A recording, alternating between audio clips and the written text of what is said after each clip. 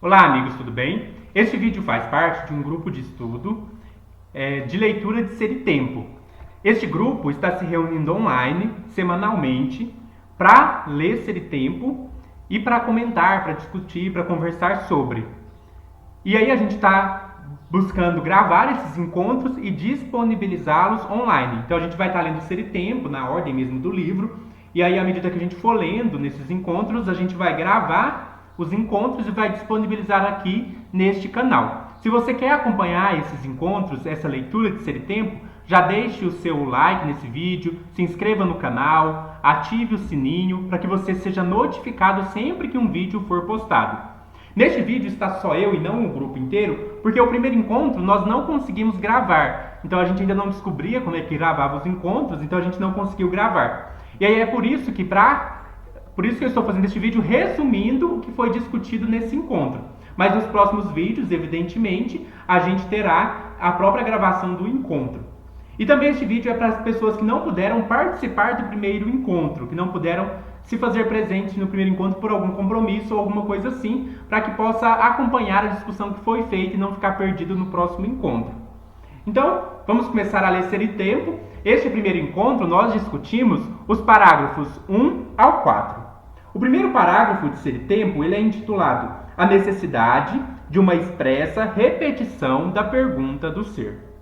Para Heidegger, a questão fundamental da filosofia é a questão do sentido do ser. O que é o ser? Esta é a questão fundamental da filosofia. No entanto, embora esta seja, no olhar de Heidegger, a questão fundamental da filosofia, ela foi negligenciada ao longo da história da filosofia. E aí Heidegger vai apresentar três motivos ou três preconceitos que fizeram com que esta questão fosse ignorada ou negligenciada. Então, existem três preconceitos que fizeram que os filósofos, ao longo da história, não dessem tanta atenção ou não dessem a atenção devida à questão do ser. O primeiro preconceito que o Heidegger cita diz respeito ao fato de que o ser é o conceito mais universal. Aqui Heidegger está fazendo uma referência à filosofia aristotélica, que entende o ser como constituindo no gênero e na espécie. Vou explicar melhor para isso ficar claro. Quando nós lemos As Categorias de Aristóteles, uma obra de Aristóteles, chamada As Categorias, que faz parte do Órgão, que é um livro maior, ele discute a questão da ousia. Ousia é uma palavra grega que pode ser traduzida por ser, substância, essência ou substrato. E aí, Aristóteles vai distinguir dois sentidos da palavra ousia. O primeiro sentido ele chama de substância primeira. A substância primeira são os substratos. O que são os substratos? Os substratos são cada coisa que existe no mundo. A cadeira é um substrato, eu, Sankey, aqui sou um substrato, o computador que eu estou usando para gravar este vídeo é um substrato. Então, cada ente particular que existe no mundo é uma substância primeira, é um ser, um substrato. O segundo sentido da palavra substância ou ousia, Aristóteles chama de substância segunda ou essência. A essência, ela constitui no gênero ou na espécie que algum ente ou algum substrato faz parte. Então, assim, eu sou um substrato particular aqui, Bruno Sankey. No entanto, eu faço parte de uma espécie chamada de ser humano. Então, eu faço parte da humanidade. Esse é o sentido de essência. Essência é o gênero ou a espécie que eu faço parte. Então, minha essência é a humanidade, porque eu faço parte da espécie humana. Por sua vez, a espécie humana está dentro de um gênero maior, que é o reino animal. Então, a espécie humana faz parte do gênero animal. E a animalidade também, então, é uma outra essência. A animalidade, por sua vez, faz parte de um gênero maior, que é o gênero dos entes vivos. Então, que inclui os vegetais, que inclui as bactérias, que inclui os outros reinos, as algas ou talvez até os vírus. E aí, esse gênero maior é o gênero dos entes vivos. E se a gente for indo, cada vez ampliando mais os gêneros, a gente vai chegar no gênero maior de todos, que é o gênero ser. Porque tudo que existe faz parte do ser. Então, tudo que existe é ser. Portanto, ser é o gênero mais universal, o gênero mais amplo que há. E aí, como que eu defino uma coisa? Segundo Aristóteles, a definição de uma coisa é dada quando você junta o gênero e a espécie. Aquilo que é igual e aquilo que é particular. Vou dar um exemplo. Aristóteles define o ser humano como animal racional. Animal é o gênero.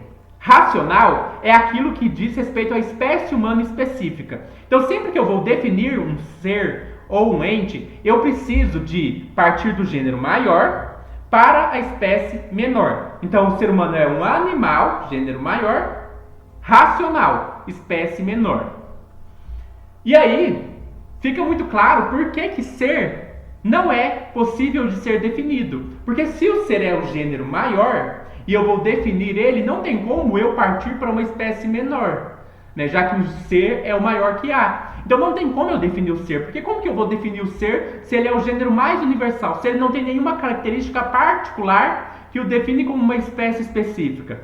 O ser humano, eu digo que ele é racional. No entanto, o ser, eu não posso dizer que ele é alguma coisa específica, porque ele é o maior gênero que ele existe. Ele não é uma espécie subordinada a outra espécie. Não é como a racionalidade que está subordinada ao gênero maior animal. Não existe gênero maior em relação ao qual o ser está subordinado. Sendo assim, é impossível definir o ser.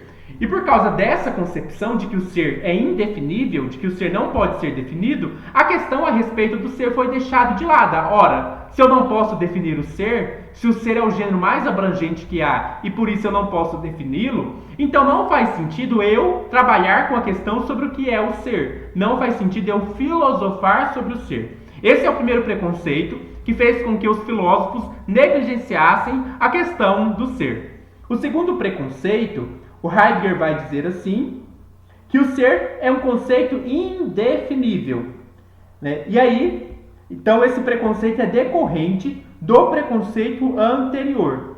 E essa questão do ser indefinível não é necessariamente falsa. Ela realmente faz sentido, mas ela é usada como preconceito para não se questionar sobre o ser. Porque o Heidegger vai fazer uma distinção entre ser e ente. Os entes são as coisas que existem no mundo. Eu sou um ente, eu, Bruno. A cadeira é um ente, o computador é um ente, a árvore específica é um ente. No entanto, o ser não pode ser confundido com o ente. O ser é aquilo que está no fundamento de todas as coisas.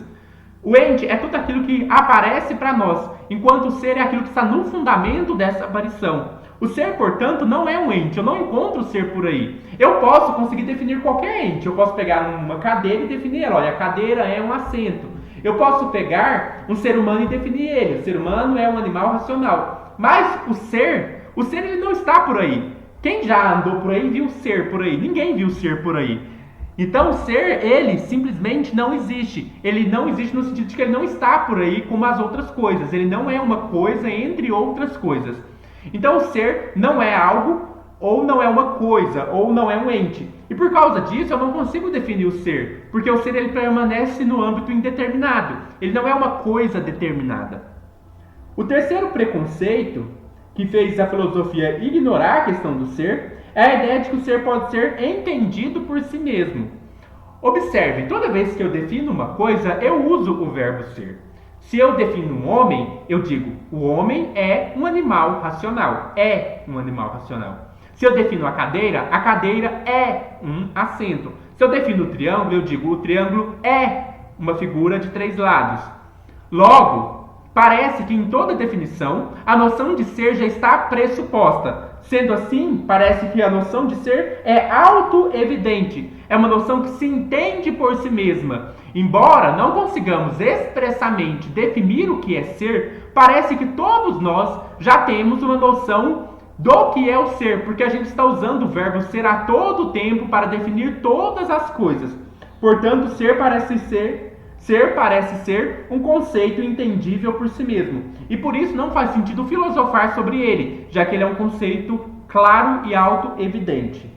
Esses são os 3 preconceitos que, de acordo com Heidegger, obscurecem a questão do ser. E é por isso que a questão do ser precisa ser explicitada, já que ela foi ignorada ou negligenciada.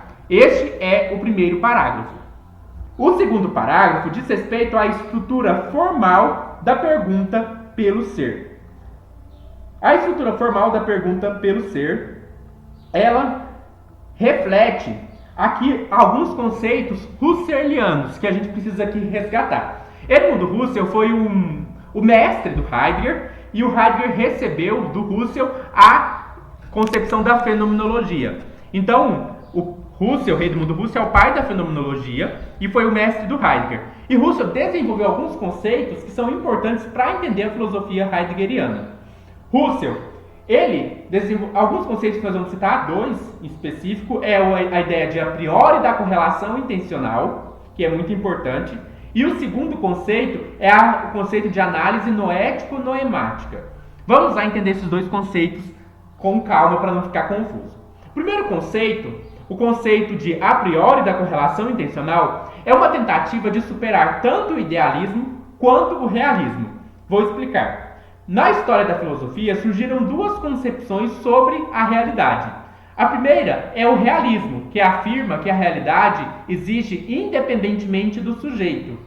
A outra posição é o idealismo, que diz que a realidade é, na verdade, um produto da subjetividade, um produto da consciência. O Husserl, ele vai dizer que nenhuma dos dois está certo. Ele entende que, na verdade, tanto o sujeito quanto o objeto, tanto a consciência quanto o mundo, eles dependem um do outro e existem de maneira simultânea e interdependente. Essa interdependência ele chama de correlação, que quer dizer que o sujeito não existe sem o objeto e o objeto também não existe sem o sujeito. Eles não podem ser separados, por isso eles estão correlacionados. Se eu tirar o sujeito, o objeto desaparece. Se eu tirar o objeto, o sujeito também desaparece. E não tem como eu pensar eles como duas anterioridades que entraram em relação. Não é isso. Eles surgem de maneira simultânea. Um depende do outro. Essa é a noção de a priori da correlação intencional. Essa correlação nos mostra que existem dois polos, a consciência e o mundo, e que esses polos são inseparáveis, estão correlacionados, estão unidos, inseparavelmente. Quando eu vou analisar esses dois polos, o Husserl chama essa análise de noético-noemática. Por quê? O sujeito ele chama de noesis, que é uma palavra grega que significa talvez mente, alguma coisa assim. E o polo do objeto ele chama de noema, né, que é a coisa em si, o objeto. Logo, o Husserl vai dizer assim que uma análise noético-noemática é aquela que considera o sujeito e o objeto, a noesis e o noema. A noesis é a consciência, a noema é o objeto. E aí o Husserl vai dizer assim, que dado que existem esses dois polos, a gente pode dizer que toda consciência é consciência de alguma coisa. Toda consciência é consciência de um objeto. Esse direcionamento da consciência para o objeto, o Husserl chama de intencionalidade. A intencionalidade é o direcionamento da consciência para o objeto. E essa correlação ela está dada antes de qualquer coisa, e por isso ela é chamada de a priori. Então nós temos o conceito de a priori, da correlação intencional. Deu para entender isso? Espero que tenha dado. Deixe aí no comentário se não tiver. Mas eu espero que tenha dado para entender, embora seja bem denso. E aí, por causa dessa correlação, o Husserl vai falar que para todo olhar há um olhado, para todo pensar, há um pensado. E para todo perguntar, há um perguntado. E para todo questionar, há um questionado. É tendo em mente essa estrutura de correlação que o nosso amigo Heidegger vai, então, tratar da questão da estrutura da questão do ser. Ou seja, ela envolve a questão da pergunta e da questão e do questionado, já que todo questionário é um questionado. E essa estrutura, o Heidegger vai distinguir então três fenômenos, e a gente vai perceber, ou três elementos desse questionamento ou da estrutura desse questionamento. O primeiro elemento, o Heidegger chama de perguntado. O perguntado é aquilo sobre o qual a questão inquire. Então, qual é o tema da questão do ser, o próprio ser. Então, o que está sendo perguntado é o ser. O interrogado é aquilo ao qual a questão é posta. Essa questão é muito importante. Se eu vou questionar sobre o ser, eu sei que o ser não é uma coisa que está aí no mundo. Então, eu não posso começar diretamente pelo ser. Não tem como eu começar a questão do ser pelo ser, já que o ser não é um ente, já que o ser não é uma coisa para ser interrogada. Então, o que eu preciso fazer? Eu preciso escolher no mundo um ente para iniciar a questão do ser, ou para usá-lo como fio de condutora para alcançar a questão do ser. Então, eu preciso começar por um ente com o objetivo de alcançar a questão do ser. Então, existem vários entes no mundo, e aí o Heidegger vai escolher um ente a partir do qual ele vai fazer uma análise a fim de chegar à questão do ser. Então, o ente ele é usado como um tripé para a questão do ser, vamos por assim dizer. Então, para o Heidegger, o interrogado é aquilo ao qual a questão é posta, que é o ente. E depois a gente vai ver qual ente que o Heidegger escolhe para tratar da questão do ser. E por fim, a gente tem o questionado, que é aquilo que a questão visa obter. Então, qual é a resposta que a gente está procurando? O que é o ser? Qual é a resposta? O significado de ser. Então, o questionado é o significado de ser. Então, é isso. Para entender essa questão de maneira bem interessante, é bom lembrar do a priori da correlação intencional. Então, há um questionar, né? Uma pergunta que está sendo feita, o que é o ser. Há um questionado, que é o ente, né? E há o significado que emerge dessa correlação, que é o significado de ser. Então, essa estrutura lembra, então, a influência da questão do ser, né? A partir das influências husserlianas no pensamento do Heidegger. Agora, o terceiro parágrafo, chegando aqui no terceiro parágrafo, é sobre a precedência ontológica da questão do ser. Né? Vamos entender isso aqui melhor. Qual que é o ente que o Heidegger vai escolher para ser inquirido em relação à questão do ser? Ele vai escolher o que ele chama de Dasein, que é o ser aí. Por que ele escolhe o Dasein? Quando eu levanto a questão do ser, eu poderia escolher a cadeira, a mesa, só que essas coisas, elas não têm o ser próximo de si e elas não são capazes de colocar a questão do ser. Por isso, a questão do ser é preferencialmente respondida ou deve ser preferencialmente buscada pelo fio condutor do único ente que é capaz de colocar para si mesmo esta questão e o único ente que é capaz de compreender o seu próprio ser, que é o ser humano, o Dasein, o ser aí. Agora a gente tem que tomar muito cuidado com a noção de Dasein. Vou explicar por quê. O Heidegger, quando ele faz sua filosofia, ele está tentando não partir de interpretações sedimentadas da filosofia. Então a filosofia, ao longo do tempo, construiu várias interpretações sobre o ser humano, sobre a realidade, sobre o sujeito, sobre o objeto, sobre a consciência, sobre a mente. Só que esses conceitos que foram construídos ao longo da história da filosofia estão carregados de interpretações sedimentadas, carregados de perspectivas e concepções filosóficas. O Heidegger não quer partir de concepções filosóficas já dadas, e por isso ele prefere cunhar termos novos. Por exemplo, se ele for tratar do ser aí, ele poderia tratar a partir da concepção de consciência, subjetividade, humanidade, ou talvez de alma. Só que esses conceitos, eles estão carregados de significados filosóficos. Consciência tem uma significação filosófica muito específica construída ao longo da história da filosofia. Ser humano tem todo um conjunto de conceitos que está carregado nesse termo de alguém que é da espécie biológica humana. A alma, né, está carregado de conceitos da tradição religiosa. Então, para evitar essa sedimentação de conceitos, o Heidegger prefere cunhar um termo novo, que é Dasein, ou ser aí.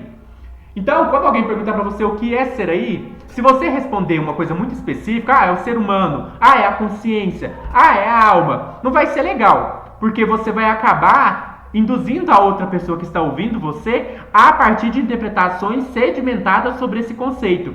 Então não é que o Dasein é uma coisa misteriosa, que ninguém sabe o que é. Não é isso. Mas sim que o Dasein, é o termo melhor para a gente estar usando para se referir ao ente que nós mesmos somos, a fim de não partirmos de interpretações sedimentadas da história da filosofia.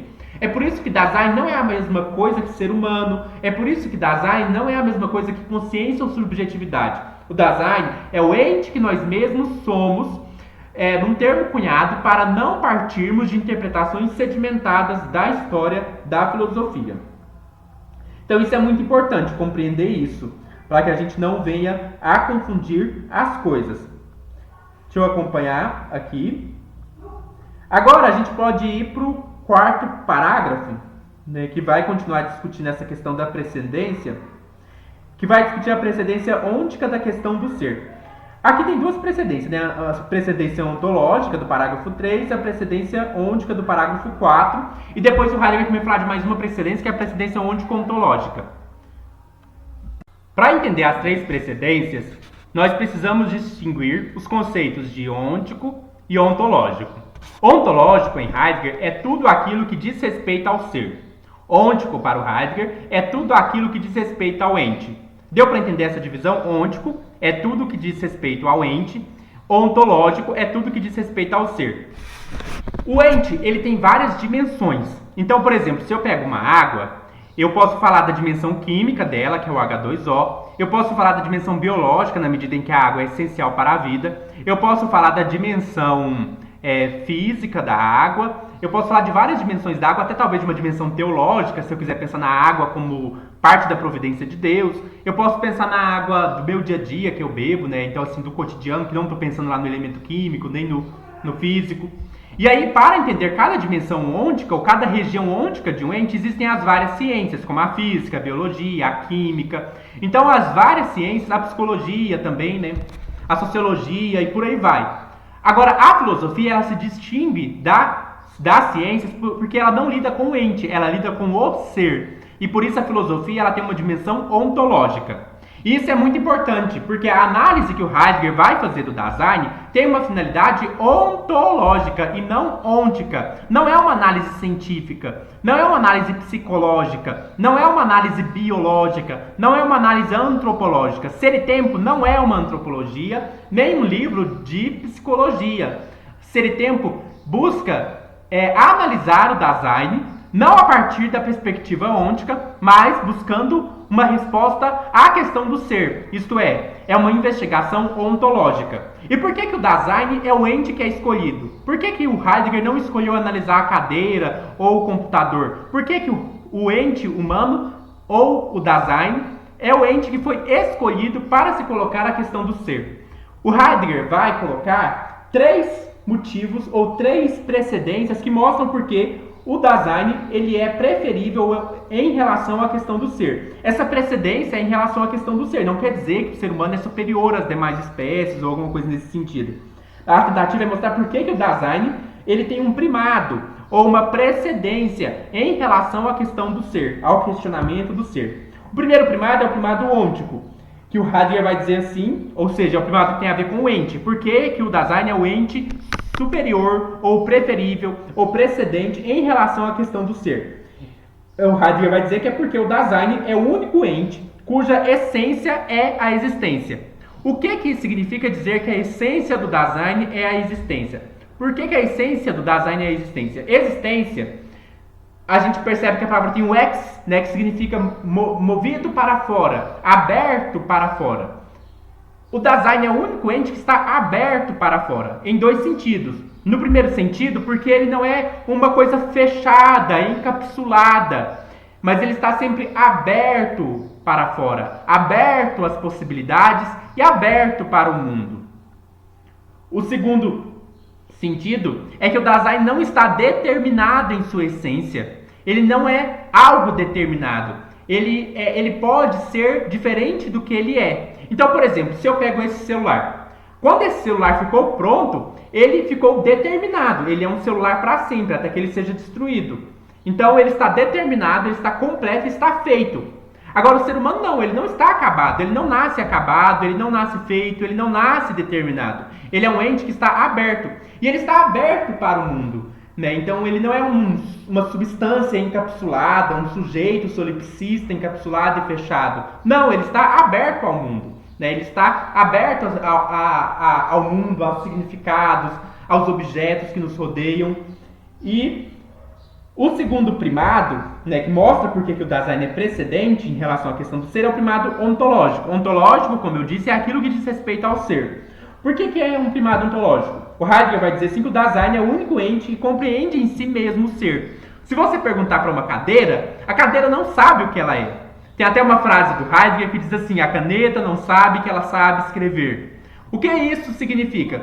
Significa que nenhum ente do mundo tem compreensão do seu próprio ser. Somente o Dasein compreende o seu próprio ser. Somente o Dasein sabe aquilo que ele mesmo é.